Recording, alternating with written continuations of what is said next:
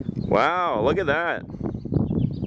It's kind of windy out, but man, that's neat. Cool. I really like that, for sure. Okay, so that's what we're going to be doing today. First things first, you're going to want to go up here and set this to motion tracking. Now, this looks like a very confusing interface, but everything has a definite use. So we'll get to that later. Open up footage. I'm going to include this footage in like a Dropbox if anyone's interested. And the first things you're going to want to do are prefetch the video. Let that run through. And set scene frames. Now, prefetching is basically preloading the video so we can watch it back at its proper speed without loading every frame individually. Now, if you've just set up Blender, you're probably only going to get a section of video. You can fix this by going to User Preferences, System, and by increasing your sequence/clip editor memory cache limit. See, I have mine set pretty high. I could actually set it higher than this. I have enough RAM, but set it to a larger number so you have a much faster time tracking. Now, what you're going to want to do is go over here and input a couple of things, like camera preset and lens. Now, you can visit this website, Imaging Resource, put in your camera, and you can get the sensor type and the information about it. Mine is an APS-C. I have a Canon Rebel T2i. So I'm going to go here and put in APS-C, and the focal length that I shot this at was 18. And with that, I'm just going to look for points of interest in my footage, and I'm going to control click and just start putting down little tracking markers. You're looking for things that stick out against the environment, points of high contrast, and crucially, the thing that your tracking software likes the best is right angles. So anything that's a right angle is going to make a pretty good tracking marker. So you're going to get to where you really start to notice right angles in footage. And if you're ever watching like behind the scenes footage for like Harry Potter or Avengers, you'll see they put down when they have to make their own tracking markers, they make X's or L shapes. Basically, any shape that creates a lot of right angles. And you are looking for points of high contrast. And sometimes, as you might already be noticing, this kind of favors this right-hand side of my footage. There's not really that much in the middle on this road that I can track. And one way you can deal with that is to actually use a different type of track. If you click here under tracker settings, you can select one known as planar. And planar trackers track in a different way. They track using larger images and they track distortion. So what you can do is find an interesting section of pavement here and just drop a planar track down. Usually you want to increase the size to encompass kind of a more interesting area, and then you just leave it. So like I think, I might not be 100% sure, but I think Mocha, the After Effects plugin, uses planar tracking. So it's definitely a useful tool to have in your arsenal. Other things in here are for blurry footage and fast motion, and I might actually put down a couple of fast motion tracks because this footage gets kind of blurry. I will admit, it's not a perfect piece of footage for tracking, but for demonstration purposes, I think it will do quite well. So once I've grabbed a couple of other spots, you can also use the detect features function, but most of these are pretty flimsy, but it might work. And then lastly, a thing I've been doing lately that's been paying tremendous dividends is coming down here and using the auto track. This will track all the points that you put down, but it will find its own and create and destroy them as it goes. So this is actually going to be really useful. So we're going to click auto track and let it go, and then you'll see it starts to generate points here. And this is crucial to making a good track. So I'm going to let this complete, and then we'll see on the other side. Okay, so now that the tracker has run through, you're going to see a lot of things. You'll have accumulated dead trackers on either side of your footage. There's all these squiggly lines in your motion graph. But now what you're going to want to do is just go through your motion path, finding like outlying footage that's not doing what it's meant to do. When you see these lines that aren't following the curve like this, you want to right click them and delete them, because they are going to interfere with the accuracy of your track. So like here, you can select what it is, and then I should be able to see which tracking mark. Okay, so this juddery line is this right here. So if I drag through it, you can see that it starts to move in inaccurate ways. See, it's like skirts along the trees there, and that is not the point. So you want to delete that, because the fewer outlying problems you have in your footage, the better, honestly. And Auto Tracker is pretty good at stopping its keyframes before it gets too corrupt. So that's why I've been using Auto Tracker. You don't need to use Auto Tracker, but it's going to make life a lot easier because it adds in additional points as it sees fit. But the Auto Tracker oftentimes cannot see things you see, and it doesn't. So it's usually best to use a combination of both. All right, now once you have deleted as many outliers as possible from your footage, and you're pretty happy with it, this looks all right. Maybe that one there. Once you're happy with it, what you can do is go here to the next menu down to the Solve menu and hit Solve Camera Motion. And you're looking for the smallest error number possible. Now, it seems like I've actually got a pretty high error count. So what you're going to want to do is select a point to be your origin. And you need this point to have a relation up and sideways of it. This is very important. So we're looking for something like this point should do. So we're going to click Set Origin on this point. And then if you look up here, we have a top-down view of the 3D scene, and there's a Y and an X. So select a point north of it, set as Y, and then east, and then set X, so it'll match up. And then when you hit Set Up Tracking Scene, now we can go up here and go to Default View. All right, so we're still getting some problems, but we should be able to play through the video. All right, yeah, we're tracked. Now, it's not the super duper correct way, but there is a way to fix problems with your track, and that is to select the camera, rotate on the X, flatten it out, and then lower it.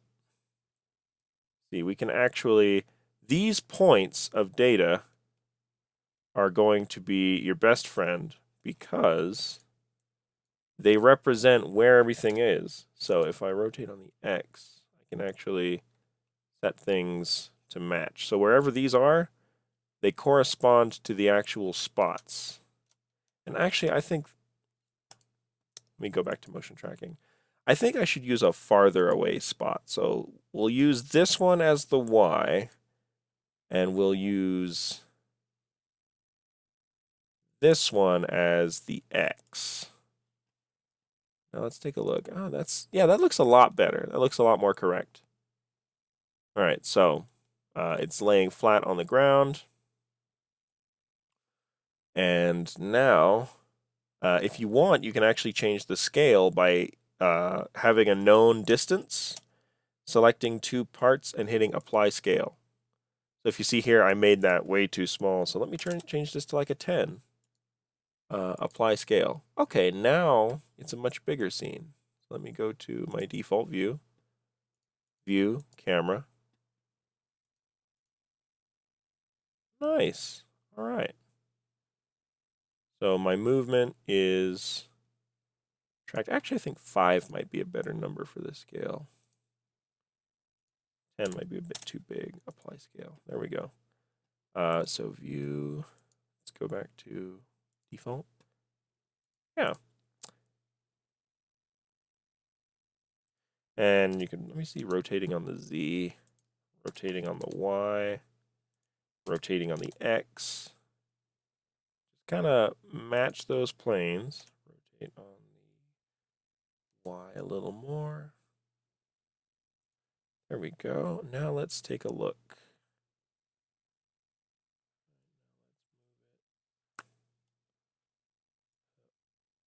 Okay. You want your objects to be in the point cloud. That's very important.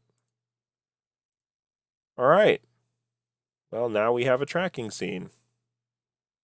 One of the cool things you can do with your tracking scene is hit tab into edit mode and then kind of turn this into your specially shaped shadow catcher. You see, that's the tracking scene from earlier is going to cause trouble in that regard, and I'll walk you through that. But set the shading type to smooth. So what I can do is set up my little tracking scene, rotate on the Z, and actually kind of tailor make it to the geometry of the setting. See, there's like a little thing there. Oh yeah, I can drag across, shorten the view here so we can see the whole thing. And yeah, that's a pretty decent track, all things considered. Now, if you want to render this, there's actually a couple of problems created by create tracking scene. And I'll look at those now. So we're going to want to render in cycles because it's more powerful. But if we go into the node editor, down here on the left, click here to go compositing, we have a mess of nodes. And another thing you might have noticed is it created 2 layers.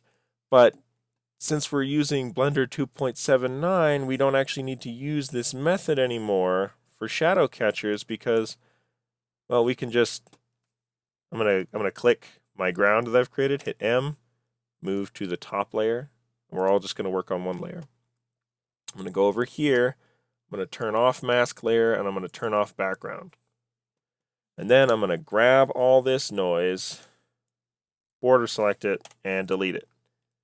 And then I'm just going to take this right here. This is our render layer. And leave the vector blur. That's actually really good. This is our render layer, and the rest of this is fine. Just plug the... Actually, I might just plug this straight into the composite. Like, up, boop. Now let's look at our rendered version here. Render it out. Make sure it's sitting correctly. Okay. So it is sitting on top as it should. I'm just going to plug that straight in. Pop. Okay. Nice. Looks good. So now what we can do, and this is a function, the reason I did all that is because in the newest version of Blender, we can go here to object settings, select our ground object, go down here to cycles settings, and just turn it into a shadow catcher. And now when I hit render, it's just an object that casts shadows. So, like, there we go. Shadows put themselves in. Also, I can go into my world settings, use nodes, click here, environment texture, and open up HDR. I actually have an HDR of this, and I'll do a tutorial on how to make HDRs if anyone's interested. But I can use that to create scene lighting and reflections, and let's get a more interesting object in here. Let's add in everyone's favorite Suzanne, smooth lighting. Now let's rotate the Z, up, X. There we go, just kind of set Suzanne into the ground there. And we'll use a glossy material just to show off there. And now, when we set it to a rendered view, let me subdivide. We got to subdivide Suzanne to look better. There we go. All right, so this is actually a probe that I made on this exact part of the street. So that all is definitely matching. All the lighting data and stuff will be correct. And we are motion tracked. So now when we render, there's the tree, there's the sky. Up there. Actually, I think the undistort might be a good idea. Let me put the scale, drop the scale back in. Boop. There we go. So now that looks like it belongs, but there is one more little detail that I would like to go over. So we've got it tracked. It sits in the spot it should. It looks correct. But the shadow is kind of like not really doing it for me, because if you look in the background here in the render, all the shadows coming off like the trash can and things like that are like really hard. So composites here in a second. Boop. Okay, so we've got these real like nice dark shadows coming off that, and we have this really soft kind of diffuse shadow. So one thing that you can do that really helps out is to just go in and add a sun lamp. Oh, there we go, sun lamp. Put it up, and then it's basically a noonday sun right now because it's coming straight down. So we're just going to rotate on the Y a little bit. Then if we go to our camera view, rendered, we can actually see how that's affecting the shape. So see, we're getting a much heavier shadow now. And then just kind of match the direction. Let me go back into my camera view. Rotate on the Y. So yeah, it's kind of facing this way. Rendered view. Okay, that's looking pretty good. So we've created a shadow catcher. We've created a, maybe move it like this even. Okay, we've created a shadow catcher. We've tracked our scene. Now to render this out, you want to make sure you're at 100% resolution. Or if your computer is slow, maybe use less. And go over here to FMPEG video, encoding, and I like to do H.264 in MP4 because that's a very YouTube-friendly, low file size setup. You could also, if you're not doing that and you don't care about the size, probably the best thing to do would be a PNG sequence, especially if you're going to use RGB plus alpha, because FMPEG video does not have alpha. So we'll just set that to H.264 in MP4. That looks correct, 24 frames per second. Actually, this video is 29.97, so I'll change that. And then click here, choose where you want it to output. This is the temp file, so I'm going to go here. I'm going to name this final_output. Accept, and then click animation. and it will composite and render out a video for you. And this is how I made that Mini Cooper. So I hope this was a useful tutorial, and I'll see you later for more compositing Blender stuff. See you later. All right, quick little tip just for fun. If you ever want to see what your video is going to look like and to make sure the motion's working right, you can actually click this button here and it will render your active viewport. And so it's a much quicker preview render with things like wireframe turned on that will let you make sure your motion is correct in like the final rendered scene. So that's super, super useful. Just thought I'd throw that in. Okay. Later.